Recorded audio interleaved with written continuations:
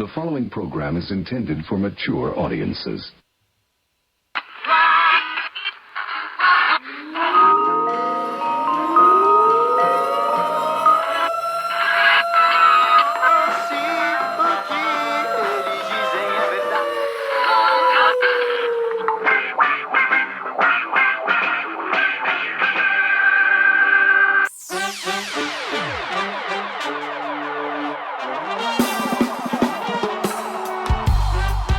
Welcome to Rudy's Revelation, Sunday, February 28th, 2021. I'm Rudy, your host. Today I'll be talking back to the Sunday Talking Heads on CBS Face the Nation, where Dr. Scott Gottlieb, the former FDA commissioner, states that additional vaccine boosters will be required moving forward as early as this fall.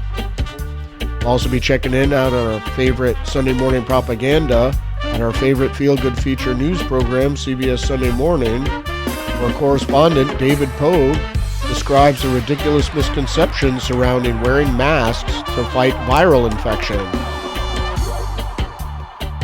We'll also be tearing into the Sunday New York Times, showing how the newspaper continually mischaracterizes the facts to mislead the public. And of course, I'll be going over the weekend headlines all in the next 30 minutes. But first, I'll be taking you back to school, giving you some historical context to frame this week's news narratives.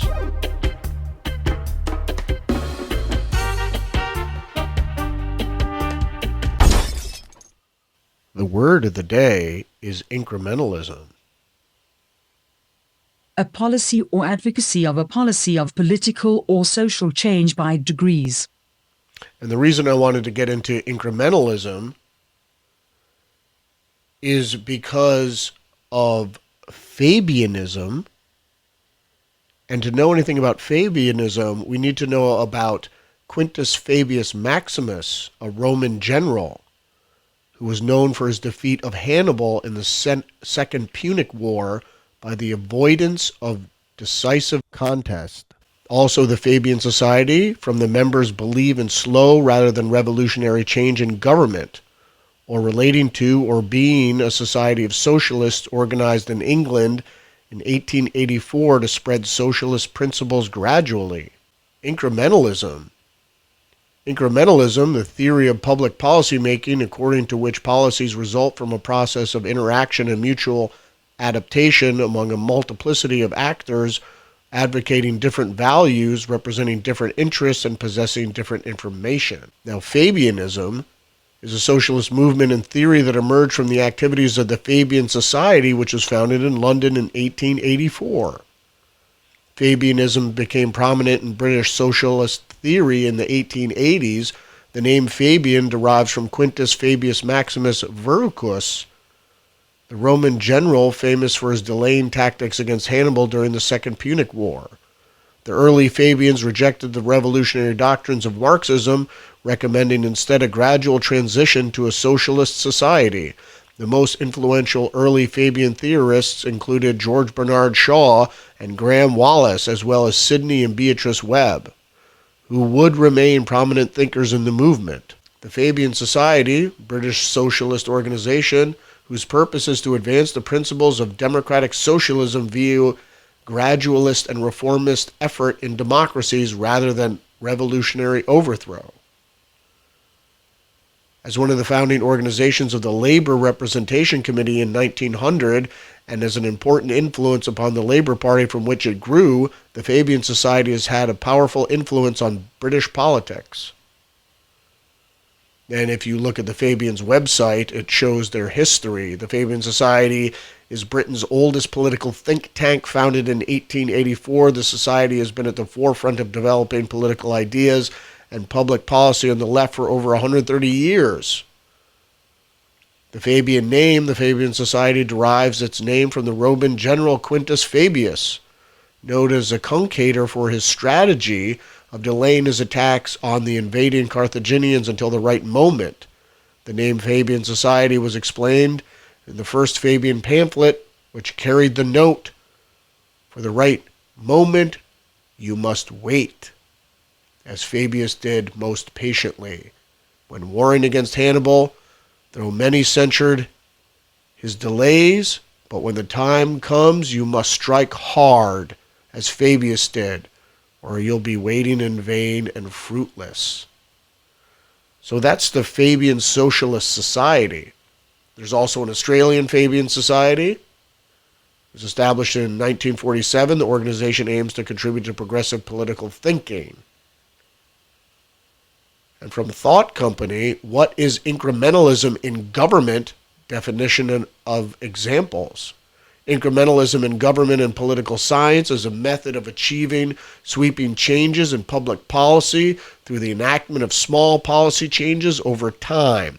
To succeed, incrementalism, also known as gradualism, depends on mutual interaction, input, and cooperation among the multiplicity of individuals and groups representing different values and interests. Simply stated, the process of incrementalism may be expressed by the old axiom, how do you eat an elephant? One bite at a time. The origins of incrementalism, although the intuitive step-by-step concept behind incrementalism has existed since humans began addressing problems, it was first suggested as a way of bringing about large changes in public policy in late 1950s by political scientist Charles Lindblom in his essay, The Science of Muddling Through. But unfortunately, we know that's not true because it's been around since Fabian and from the Fabian Society in the late 1700s. And our reading recommendations of the week. Less than 3% of you people read books. We start off, of course, with the history of the Fabian Society, the origins of English socialism, in this book by Edward Pease. Again, states the Fabian Society was founded in 1884 by a group of British intellectuals. But we have a couple of things on the reading list today.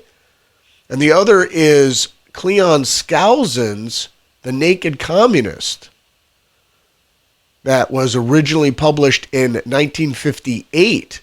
The Naked Communist, Exposing Communism and Restoring Freedom, exploded in popularity, selling almost 2 million copies to date and finding its way into the libraries of the CIA, the FBI, the White House, and homes all across the United States. From the tragic falls of China, Korea, Russia, and the UN to the fascinating histories of Algerd Hiss, Whittaker Chambers, Elizabeth Bentley, and General MacArthur, The Naked Communist lays out the entire graphic story of communism, its past, present, and future. After searching unsuccessfully for concise literature on the communist threat, Cleon Skousen saw the urgent need for a comprehensive book that would guide the American conversation, so he distilled his FBI experience, decades of research, and more than 100 communist books and treatises into one clarifying, readable volume that became a touchstone of American values and earned praise from the likes of President Ronald Reagan, Glenn Beck, and Ben Carson. Lauded by one reviewer as the most powerful book on communism since J. Edgar Hoover's Masters of Deceit, this text draws a detailed picture of the communist as he sees himself, stripped of propaganda and pretense.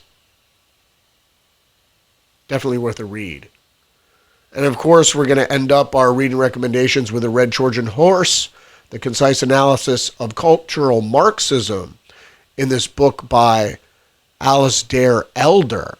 Since the 1960s, a war has been raging. It is not a war between armies or nations. It is a war of ideas. It is being fought between the values of the Enlightenment, which have built Western civilization into the greatest civilization in human history, and the values of Marxism. Although traditional Marxism or classical Marxism has been effectively extinct since the 1990s, cultural Marxism has spread like a disease through every aspect of Western society, threatening to bring that society crashing down. Today, Western politics, education, and even popular entertainment are saturated with Marxist values. An atmosphere of authoritarian intolerance for honest discourse and freedom of speech is now rife. We're going to get into the headlines, and I want to start with the anal swab story. Or should I say scandal? So this is from WebMD. China using anal swabs for COVID testing. This is from January 28th. I think China was trolling us, but China is not giving up on nasal or throat testing, but the country has adopted a new method for detecting coronavirus, anal swabs. So China deploys anal swab tests to detect high-risk COVID cases. This is from Forbes. From Bloomberg, China's zero tolerance. COVID tactics now include anal swabs. And then here's the kicker. China says, this is from Bloomberg, China says it never asked U.S. diplomats to take anal swab tests. China denied that it ever asked U.S. diplomats to take anal swab tests following a report that said Beijing admitted to the practice. A Vice World News report said the State Department protested to China's foreign ministry after it learned that some staff members were subjected to the procedure. China then assured the U.S. and said the tests were given in error as diplomats were exempt, the report said, citing an unidentified State Department spokesman. So that's the scandal. China assures its citizens they won't waddle like penguins after coronavirus anal swabs after fake video goes viral. This is from the Daily Mail. And from Business Insider, the U.S. accused China of forcing American diplomats to take anal swabs. The U.S. has accused China of making the American diplomats take anal swabs to test for COVID-19 before backtracking after the U.S. complained. State Department representative told Vice on Wednesday that the U.S. had complained to China when it learned that some staff members had been made to take this kind of test. From The Intercept, FBI seized congressional cell phone records related to the Capitol attack. The incursion of congressional phone data in the FBI investigation raises thorny constitutional issues. Within the hour of the storming of the Capitol on January 6th, the FBI began securing thousands of phone and electronic records connected to people at the scene of the rioting, including some related to members of Congress, raising potentially thorny legal questions. Using special emergency powers and other measures, the FBI has collected reams of private cell phone data and communications that go beyond the videos that rioters shared widely on social media, according to two sources with knowledge of the collection effort. So there you go. More unconstitutional behavior by America's secret police. From Fox 5 New York, NYPD tests robot dog to clear crime scene in the Bronx. The department is testing a 70-pound robotic dog that uses cameras and lights mounted on the device, which allow the NYPD to view its surroundings in real time. Police used the robot to clear a crime scene in the Bronx on Tuesday. Cops deployed the dog during an investigation in the Wakefield section. NYPD would not release other details. Robots are coming. From France 24, as more government mull vaccine passports, critics raise discrimination fears. As vaccinations pick up pace around the world, the idea of vaccine passports is gaining traction among governments and industries looking for ways out of the shutdowns, curfews, and travel bans. While some see it as a potential ticket to freedom, others fear such documentation could exclude or discriminate against those made the most vulnerable by the pandemic. Well, it's going to make us all vulnerable. From the Wall Street Journal, China's campaign to crush democracy in Hong Kong is working. Freewheeling former British colony almost brought to heel by new national security law used to quell street protests, ban foreign lobbying, and gut the legislature. Just 8 months after Beijing imposed a new national security law to quell a pro-democracy movement, this freewheeling former British colony has all but been brought to heel. I think I even covered this last week. This is from the 25th. From the New York Post, House Democrats ask Biden to give up sole power to launch a nuclear bomb. Over 30 House Democrats are asking President Biden to consider renouncing his authority to launch nuclear weapons. I don't know if that's good or bad. They urged the commander-in-chief to consider modifying the decision-making process the United States uses in its command and control of nuclear forces. From CNET, Mr. Potato Head brand drops Mr. for brand name makeover. The iconic Hasbro toy will get some new packaging this year, but Mr. Potato Head won't be retiring. After decades as Mr. Potato Head, it seems the plastic Spud toy brand will embrace a new, more inclusive identity with its packaging. Toy company Hasbro will drop the Mr. part of the logo, and that the change will set to appear on boxes this year. While the main brand name will be slightly different, the Mr. Potato Head and Mrs. Potato Head characters will remain. I am proud to confirm that Mr. and Mrs. Potato Head aren't going anywhere and will remain Mr. and Mrs. Potato Head. Whatever that means. From ABC News, U.S. carries out airstrike against Iranian-backed militia in Syria. So only 30 days into the Biden presidency, we're launching air attacks again in Syria. From The Blaze, Special Counsel John Durham abruptly announces his resignation from the U.S. Attorney's Office. Durham will reportedly continue his investigation into Crossfire Hurricane. But that is yet to be seen because we've been waiting over a year for this guy's report, which has not surfaced. Special Counsel John Durham, the U.S. attorney appointed to investigate the origins of Russian collusion and election interference probe, abruptly announced Friday that he would resign from the U.S. Attorney's Office. So we'll see if we ever see this report. From the New York Times, FBI said it has singled out potential assailant in the Capitol officer's death. The death of the officer, Brian Sicknick, after the Capitol riot has been a major focus for investigators scrutinizing the attack by the pro-Trump mob. So this guy died of a stroke or a heart attack after he was assaulted by pepper spray. It was not a fire extinguisher that they originally claimed. In this article by Katie Benner and Adam Goldman, the FBI has pinpointed the assailant in its investigation into the death of Brian Sicknick, a Capitol police officer who was injured while fending off the pro-Trump mob that stormed the Capitol last month, and he later died. At least now they say he later died. The FBI opened a homicide investigation into Officer Sicknick's death soon after January 6th attack on the Capitol. Investigators initially struggled to determine what happened as he fought assailants. I thought he got struck by fire extinguishers. No. They soon began to suspect his death was related to an irritant like mace or bear spray that he may inhale during the riot. So, but they don't go on exactly how he died, right? Because he had a stroke. From Vice News, why are prosecutors keeping a huge secretive DNA database in Orange County? The fact that you're giving up your DNA for a relatively smaller misdemeanor crime forever is pretty scary when you think about it. Absolutely. They're building, and the Chinese too are building DNA databases. From Reuters, spooky AI tool brings dead relatives' photos to life. Like the animated paintings that adorn walls of Harry Potter's school, a new online tool promises to bring portraits of dead relatives to life, stirring debate about the use of technology to impersonate people.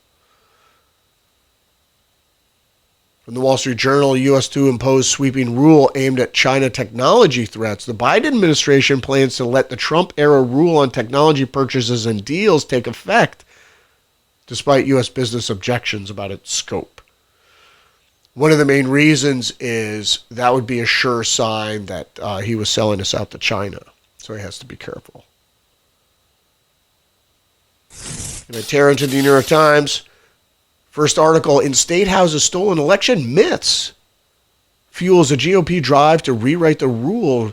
Republican legislators want big changes to the laws for elections and other aspects of governance. A fight over the ground rules for voting may follow.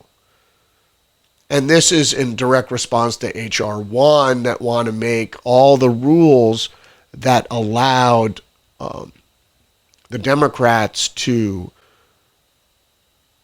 basically steal the election by changing the voting rules to allow fraudulent votes to be cast and to basically eliminate the paper trail or any reasonable scrutiny of the vote. At the top of those efforts is a slew of bills raising new barriers to casting votes, particularly in the mail ballots that Democrats flocked to in the 2020 election. Exactly, because the mail-in ballots were supposed to be in response to the pandemic. So why are they looking to make them permanent? But other measures go well beyond that, including tweaking electoral college and judicial election rules for the benefit of Republicans. That's debatable. And outlawing private donations that provide resources for administering elections, which were crucial to the smooth November vote. And so what that's referring to is the private donations by Facebook to the very swing states that decided the election.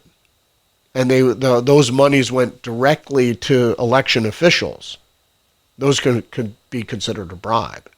Next story is younger military personnel reject vaccines and warning for commanders in the nation.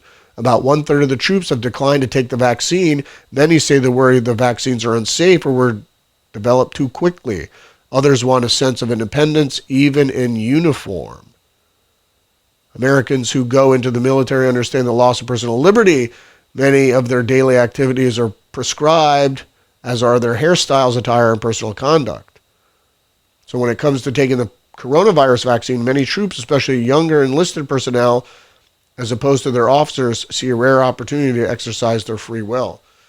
So basically, the New York Times and Jennifer Steinhauer here suggest that it's a rare opportunity to exercise free will in the military because they reject, there are a lot of vaccines that they have to take that are mandatory. And here's one that is elective. And as most people are feeling about this vaccine, that it was rushed, and who knows, it's a new technology, and who knows exactly what the long-term effects were going to be. Especially for young people who might want to have children. Going on to the next story, Minneapolis will pay influencers to fight misinformation during officers' trial. The city will pay 6 social media influencers $2,000 each to share messages during the trials of Derek Chauvin and 3 other former police officers charged in the killing of George Floyd. And this is in a story by Michael Levinson. The city of Minneapolis plans to pay social media influencers to spread city-approved messages, state propaganda, as part of an effort to combat misinformation during the upcoming trials of the 4 police officers charged in the killing of George Floyd. They'll be paid to city-generated and approved messages with the African American, Native American, East African, Hmong, and Latino communities to fight misinformation online. In this case, the social media influencers will attempt to fight misinformation online where rumors can spread quickly, inflaming tensions. I'm telling you, because people are basically going to come out and say, well, George Floyd was, he had fentanyl in his possession. He was on fentanyl, and he very well could have died of an overdose, or certainly his drug-induced state contributed to his death. That's what you're going to hear by misinformation. But people don't want to talk about it, that the guy was on drugs. And what worried me about the video in particular is the previous video and pictures of George Floyd had him with a thin crop of hair. But the guy that was behind the vehicle with the knee on his neck was completely bald. So I don't understand that discrepancy. So someone maybe could, I don't even want to get into it. I just would like to explain that how the guy lost a thin crop of hair in a relatively few minutes, but whatever. So we're going to end up in the Sunday Review, as we usually do, the op-eds, the opinion and editorials from the week in the New York Times. And the one I'm going to concentrate on is the campaign to cancel wokeness. And this is a piece by Michelle Goldberg. And I'm just going to read the lead. It's something of a truism, particularly on the right, that conservatives have claimed that the mantle of free speech from an intolerant left that is afraid to engage with uncomfortable ideas, every embarrassing example of woke overreach, Each ill-considered school board decision or high-profile campus meltdown fuels this perception. It certainly does.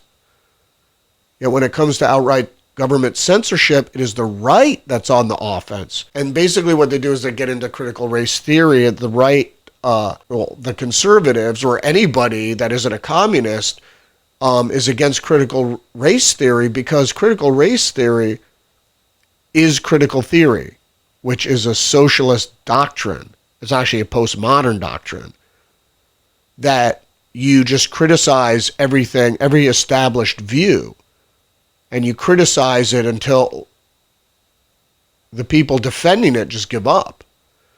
And so now they applied it to race. Critical race theory, the intellectual tradition undergirding concepts like white privilege and microaggressions, is often blamed for fomenting what critics call cancel culture. And so around America and even overseas, people who don't like cancel culture are on the ironic quest to cancel the promotion of critical race theory in public forums. In September, Donald Trump's Office of Management and Budget ordered federal agencies to begin to identify all contracts or other agency spending related to any training on critical race theory, which it described as un-American propaganda.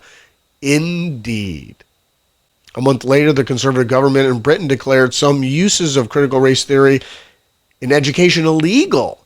We do not want teachers to teach their white pupils about white privilege and inherited racial guilt. White guilt, which I've been talking about for decades.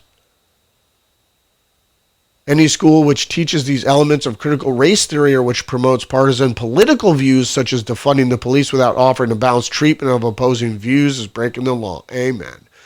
So Michelle Goldberg here sits up and tries to defend critical race theory, which is just critical theory out of the Frankfurt School. It's one of the basis of cultural Marxism and postmodernism. And although there are some relevant aspects of critical theory, which means it should be skeptical, but the basis of critical theory, and that's capital C, critical theory, is to criticize established viewpoints until there is no opposition. So we're going to leave you with Scott Gottlieb. They reveal the fact that the shots aren't over. Even if you get your shot, even if you get your second shot, you're going to need boosters. So this is going to go on forever. So let's hear from Scott Gottlieb. When should we expect booster shots? Expect booster shots. Scott Gottlieb, who's on the board of Pfizer as well as Illumina. Dr. Fauci said there are worrisome variants in New York and California and said that... I don't think that the New York variant, which is called 1526, is really having much of an impact yet. It represents about 9% of the infections in New York City, so it's still small. It's going to increase. This strain actually started to become prevalent as early as the summer. It was first introduced into the summer, so it really probably didn't explain the surge that we've seen. There's two different lineages of this variant, so two different forms of the variant. One of them has the same mutation that's in the South African variant. That's the one we're more concerned about. That represents about 5% of infections in New York. So we're more worried about the New York strain because it may pierce prior immunity and vaccines may be less effective against that, and still very speculative. Expect booster shots. But it doesn't seem to have that 484K mutation, that mutation that we found in the South African variant, that seems to make vaccines a little less effective and seems to allow people who've been infected before to get reinfected. So expect booster shots. When should we expect booster shots? I think we're going to get boosters in the fall. Expect booster shots. You know, there's studies right now underway by Moderna and Pfizer, the company I'm on the board of, looking at a third booster of the existing vaccines, and they'll also be looking at new variant vaccines that they're going to put into development. You know, you will probably be getting boosters in the fall for people who are getting vaccinated right now. Before July 1st, we really didn't know how to treat COVID. We were treating it literally with Pepcid and hydroxychloroquine. But after July 1st, we had the data from the UK study, the recovery trial, that told us that dexamethasone, the steroid, was very effective at cutting mortality. We started to use blood thinners on patients. We were intubating less aggressively. So practice of medicine dramatically improved after around that time period. You will probably be getting boosters in the fall for people who are getting vaccinated right now. Expect booster shots. Expect booster shots. Expect booster shots. That's it. Expect your booster shots. I mean, people are just getting the vaccine now, and they're already warning them that you're going to have to get more vaccines and more shots as early as this fall. So let's leave you with David Pogue from CBS Sunday Morning, who goes into the ridiculous misconceptions surrounding wearing masks to fight viral infection. There is some useful information here, so people should watch and listen, but it is quite ridiculous. Wear a mask. 1 year of wondering which face mask is best. Wear a mask. Man, I've still got a lot of questions about these masks. I mean, I can still remember when the advice was not to wear one. We don't generally recommend the wearing of masks. Wear a mask. And now they say we're supposed to wear two? But which is better, this kind or this kind? N95? KN95? Wear a mask. And why do they keep changing their minds? We don't generally recommend the wearing of masks. James Dickerson is the Chief Scientific Officer for Consumer Reports. There aren't any standards for testing masks like these, so the magazine doesn't test them. Well, welcome to the Home Shopping Network for masks. Yes. We don't generally recommend the wearing of masks. What about these cloth masks? We don't generally recommend the wearing of masks. So many cloth masks are okay. Wear a mask. More layers, more protection, both for you and for others. Wear a mask. Some of them I've seen have these little exhaust fan things, exhaust filters. It's a bad idea, because most of the vents do not filter the air coming out from your breath. These masks. Here we come to the paper surgical masks. Yep, they're perfectly fine. In fact, they're really good to use in combination with other masks. For example, you can use a surgical mask with a cloth mask. These masks. Now, we've all heard about these N95 masks. So the 95 is 95% of airborne particles are captured by the mask. These masks. These are also N95? It looks totally different from these bra cups. So that one is a KN95. KN95 is based on a Chinese standard.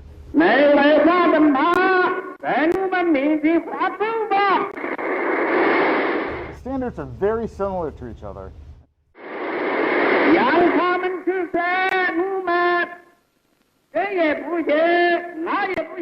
Nikki Vars McCullough is an engineering manager at 3M. I see these as two different kinds of masks, but you kind of wince when I say that, don't you? I do, because they are really different. The one with the ear loops there that you're holding, yep, that is a face covering. So if any particles come out, if you're coughing or sneezing or you're talking and it's kind of spitty, it'll catch it. I notice that you're not saying very much about them protecting me from incoming virus. When you put something on that has any gaps around the edges, the air and the particles are just going to take the path of least resistance. Now this, on the other hand, you don't call this a mask. No, that is a respirator. A respirator is designed to a specific government standard to help reduce the particles that you breathe into your nose, mouth, and lung. This is two-way. This stops incoming and outgoing. That is correct. And I wouldn't say stop. It filters. It sounds like fit is a big deal. Fit is a very important detail. This hair is 20 microns in diameter, and we're talking about particles that are half a micron. These masks. The virus particles don't just get physically blocked. They're also attracted to the fibers, thanks to a tiny electrical charge. A couple more things about these N95s. First of all, officially, you're still not supposed to buy them because medical workers still can't get enough. N95 is based on the Chinese standard.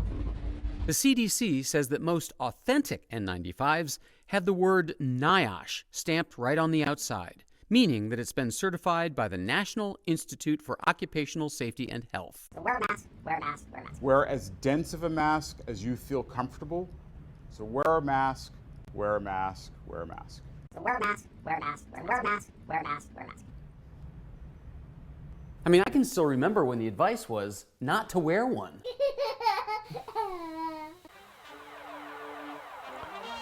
That's it for us. I'll see you next week. Sunday, Rudy's Revelation.